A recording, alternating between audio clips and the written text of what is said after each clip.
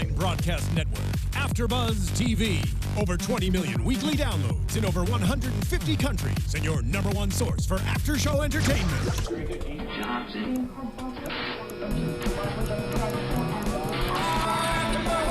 AFTERBUZZ TV, the destination for TV superfans. Producing after shows for over 300 of your favorite TV shows, interviewing celebrities and showrunners, and bringing you behind-the-scenes exclusives. All thanks to E! Entertainment's Maria Menounos, producer Kevin Undergaro, and internet leader Akamai. Now, let the buzz begin! If I could fly, then I would know.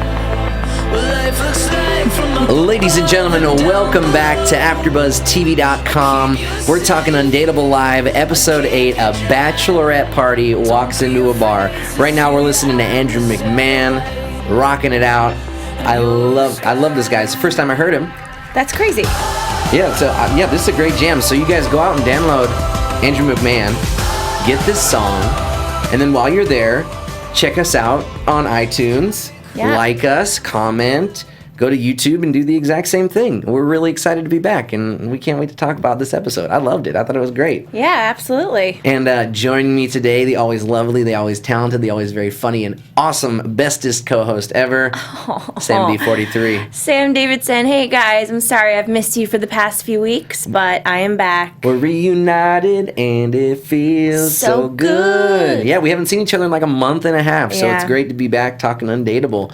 And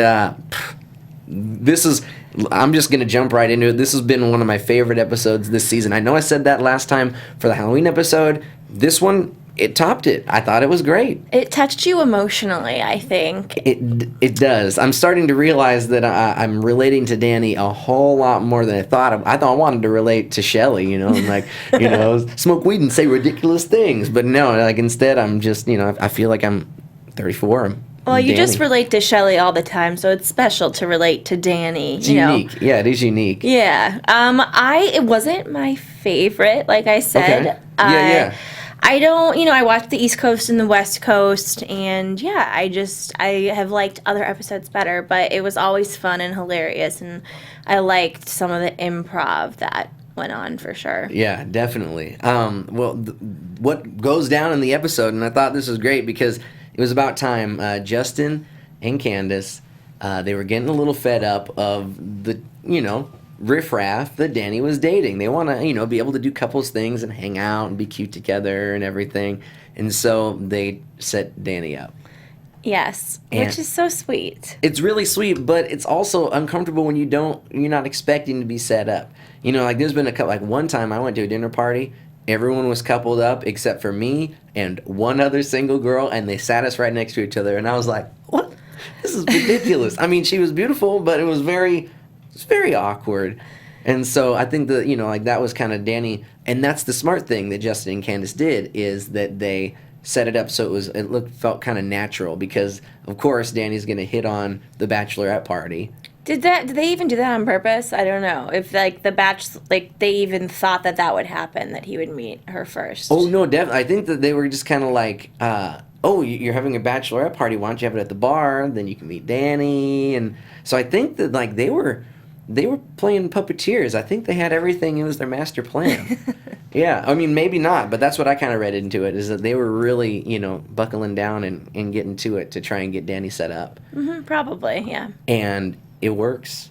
It's great, and everything is going off without a hitch, and it's adorable. And they're even commenting on when they go and they say, "Yeah, let's have it. Let's go on a date." Yeah, which is awkward because you kind of know. I mean, at a house party, you're hanging out with someone, and then all of a sudden in the background, that people are watching and listening because they're like, "Oh, look, Joe and Sam, they're talking. They might hook up. What's gonna go on? Are they holding hands? Oh, I think they're holding hands." He brushed her hair out of her face. Oh my gosh, that's so sweet. I think they're gonna make out. Yeah, exactly. I mean, they were super loud about it. They didn't make out, but they definitely got the date laid out.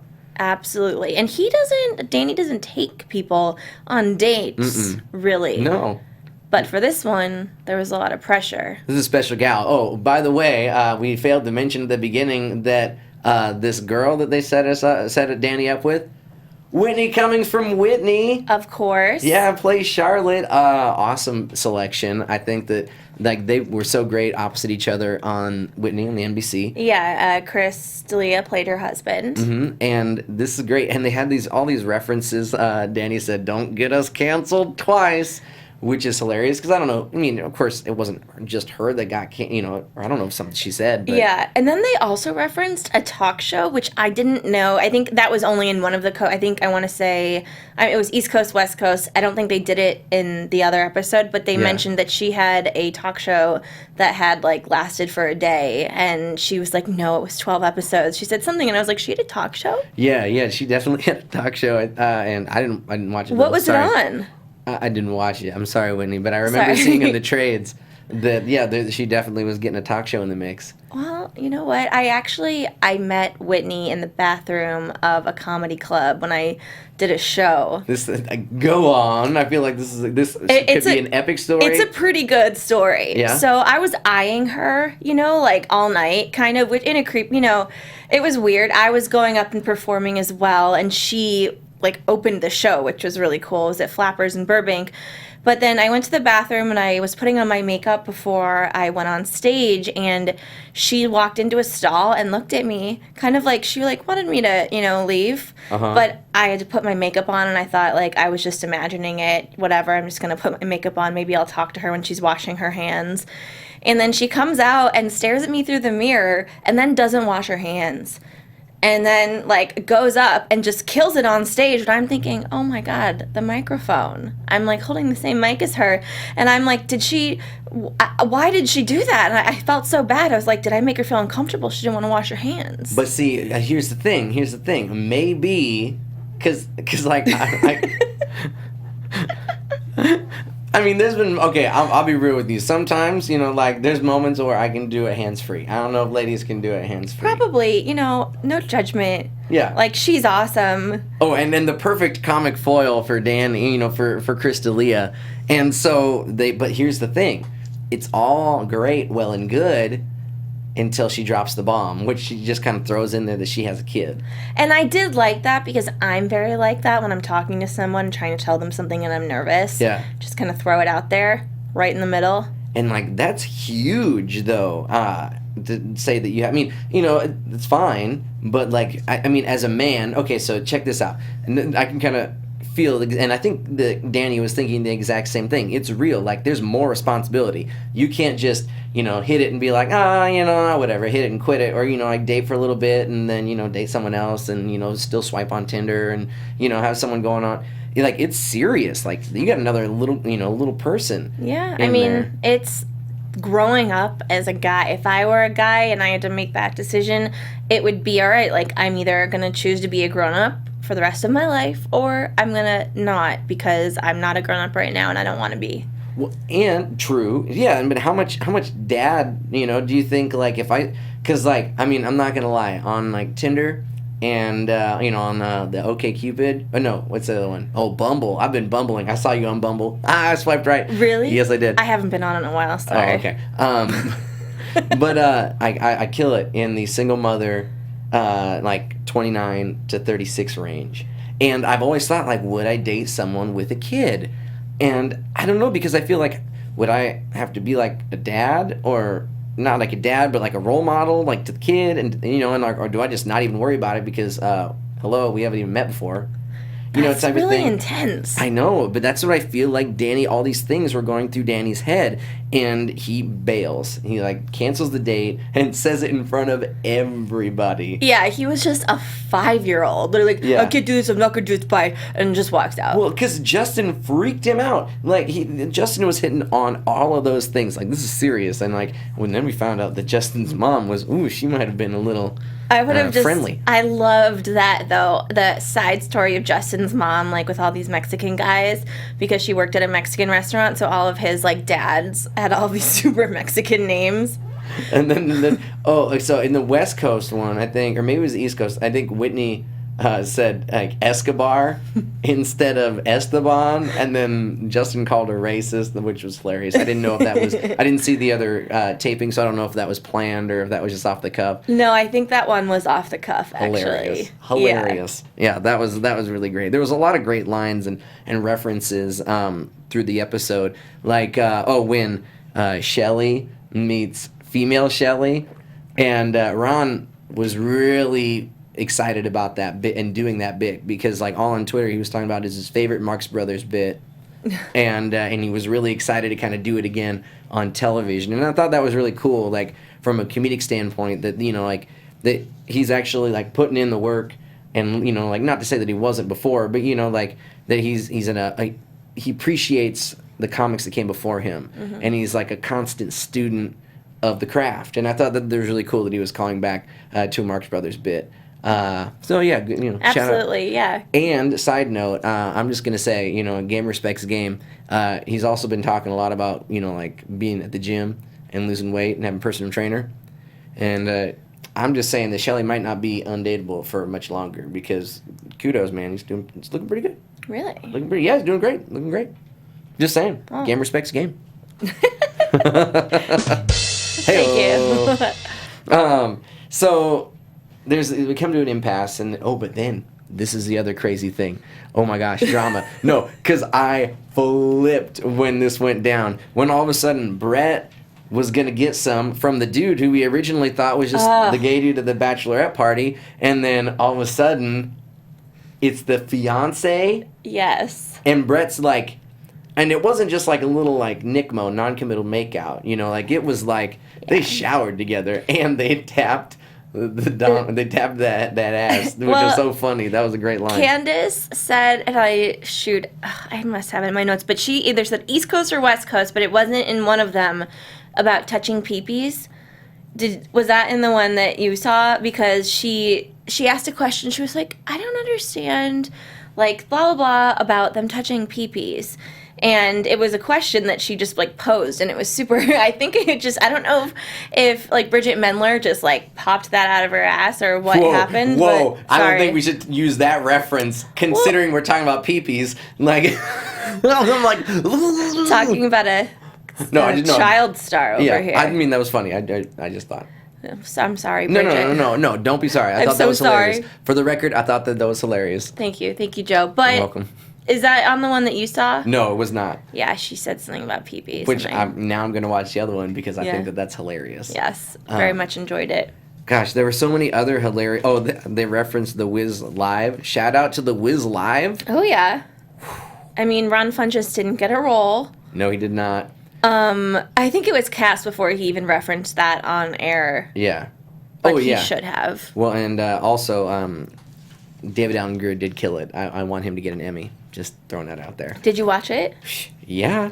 I didn't. I've heard, The Wiz wasn't my favorite play. I'm excited for Grease. Neither was Sound of Music. I didn't watch that either. But see, neither did I. All I know is that there's a lot of great live comedy going on NBC right now with The Wiz Live and Undateable Live. You think it was live comedy, The Wiz?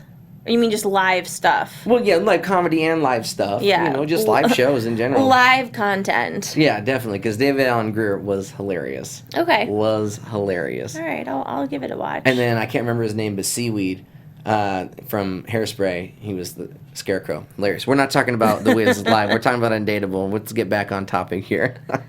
So, they have to talk to Danny. Like, the gang knows that they're perfect for each other. Charlotte and Danny are perfect. We can see that on camera. The chemistry is there.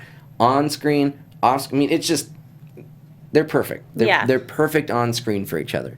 And so Leslie got to have the sis come out and brings Bursky because he was so shady. He was in the back of the car, which is my biggest fear. Like, it's a woman's biggest fear, by the way. One of them is to have a man hide in the back seat of your car. Side note, it's also a pretty big fear for me. I'm not going to lie. There's one of my friends lives in a kind of shady part of town, and I'm not going to lie, right before I open the door when I leave, sometimes I leave late, I check underneath because I don't want to get my Achilles cut, and I look behind just to make sure no one's kind of hanging out there. I'm just saying, it's not just women. I'm also terrified, and I'm a 250-pound man. It's because of urban legends, you know? It is. And the only thing scarier than that would be dating someone with a kid, in my book. But Leslie breaks it down and says, you're an adult. It's time to make adult decisions. It's time to really like step up to the plate and go for it. Yeah. And I agree 100% because I would be lying if I said that like my ovaries hurt occasionally. I'm 34. Like sometimes I see a cute kid and I'm like, oh man, that's incredible. And so I mean, maybe that had something to do, like with Danny's decision, going, yeah, I am an adult. I need to make adult decisions. I can't. See him with a baby. Oh, I think that. No, he's 4. The child is 4. Yeah, he's 4 years old. There's some guys that are, players and kind of douchey, but they see a kid and they're good with kids. Yeah. I don't see Danny's character, or Crystalia for that matter, being good with children. Oh, I think that I don't think he would be a good role model or like, father figure for an adult, but I feel like he would totally be like, hey, let's go play cops and robbers and like go run around, and he would be like a little kid, like more of like a best friend instead of a boyfriend. Oh, that is really cute thinking about it that way. Yeah, like, I don't know, maybe that's going to be one of the, the next episodes, because, they mentioned it. It seemed like it was a pretty important thing. Yeah. And I think that would be hilarious if they're dressing up and then they're about to go on like a hot date, Charlotte, and, I'll say that could be a prediction. Yeah. I'm going to save that for the prediction. Save it for the end. Yeah, when it comes down to it, Danny decides he's going for it.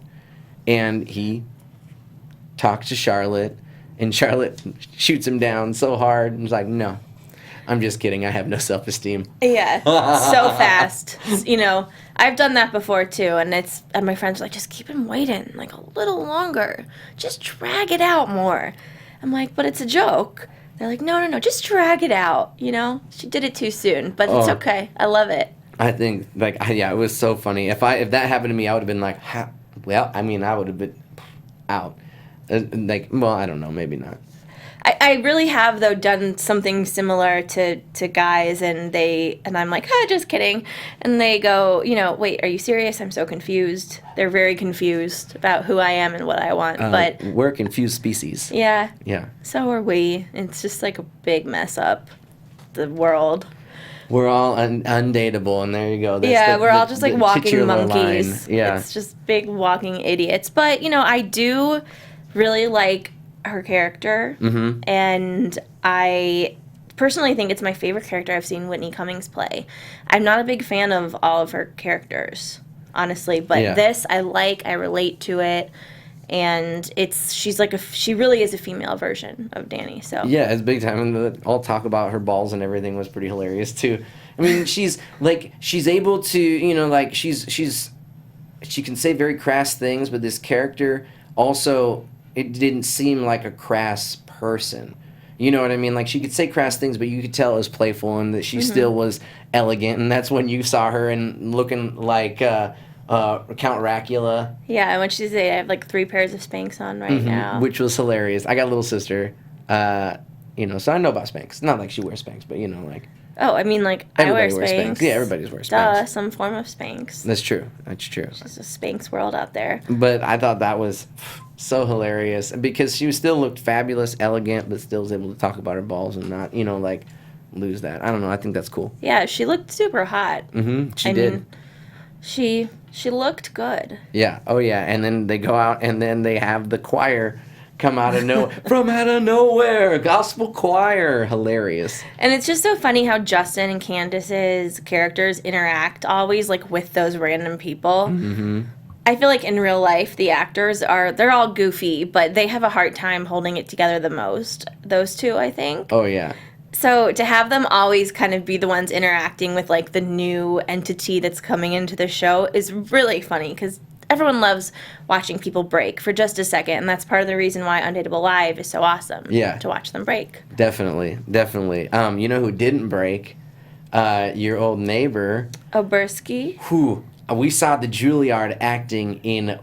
He was flexing that Juilliard acting skills. Well, I think it was actually Kent State University in Cleveland, Ohio, but... What? They were talking on Twitter that it was Juilliard.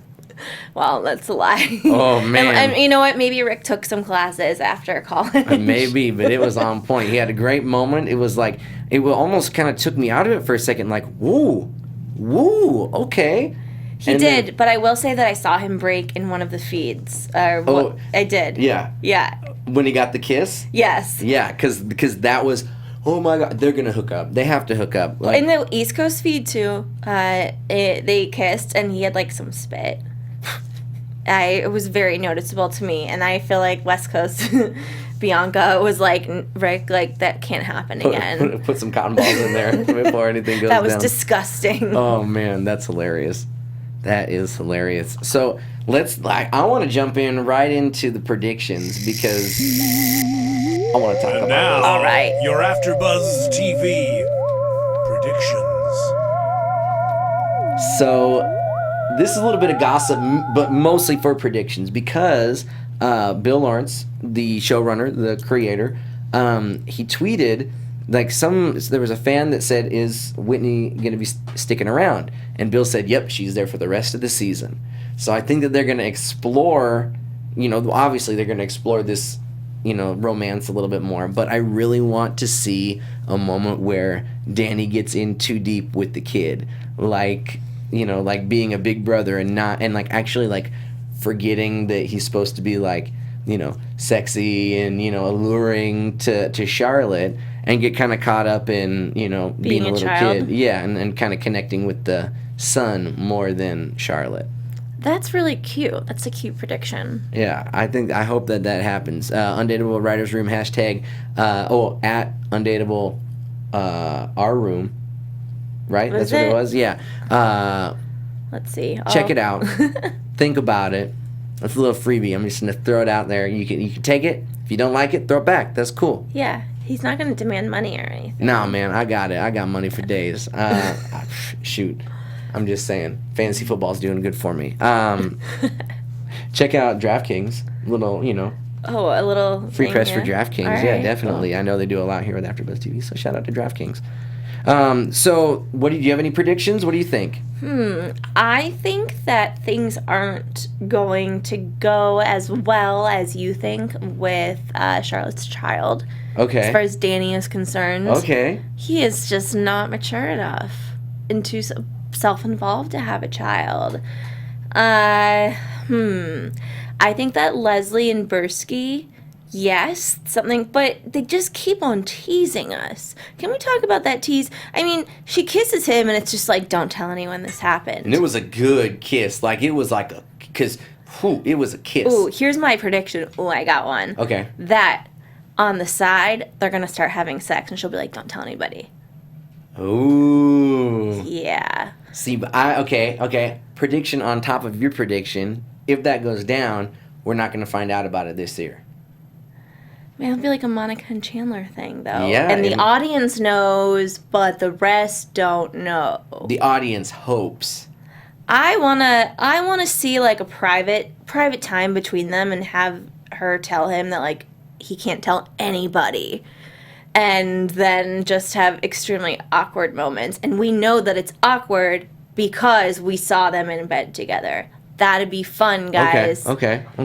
Writers, let's do that. Okay, and then I got one more prediction. This is something that I think would be funny. No, never mind. That's ridiculous. I'm not even gonna say it. No, I'm you taking kind it of back. have to now. Nope, it's too late. You're on live. You can't just All right, I just think that. I think it would be really funny if 4 episodes later, all of a sudden, female Shelley just kind of comes down the stairs. All of a sudden, she's been up there the whole time. Kind of like in Family Matters when they send the youngest daughter up to her room, and then she disappears forever. She never comes back. And I thought that'd be funny if they did. Since they're doing bits with her and Marx Brothers, maybe they should do a little Family Matters bit. I don't know. I think that'd be funny. I predict that will happen. Because... That would be funny. All right, well, ladies and gentlemen, thanks for tuning in to AfterBuzzTV.com, talking Undateable Live, Episode 8. A Bachelorette Party Walks into a Bar. Check us out on iTunes. Don't forget to hit like, to subscribe. Find us on YouTube. You can find me at Twitter at JoJo Doyle and Facebook and Instagram. Sam, tell us about you. And you guys can find me, Sam Davidson, at samdavidsonentertainment.com or on Twitter and Instagram at SamD43. Shout out to Chris. I thought he wrote this episode today. Great job, buddy. See you guys next time. From executive producers Maria Menounos, Kevin Undergaro, Phil Svitek, and the entire AfterBuzz TV staff, we would like to thank you for listening to the AfterBuzz TV network. To watch or listen to other after shows and post comments or questions, be sure to visit AfterBuzzTV.com. I'm Sir Richard Wentworth, and this has been a presentation of AfterBuzz TV. Buzz you later. The views expressed herein are those of the hosts only and do not necessarily reflect the views of AfterBuzz TV or its owners or principals.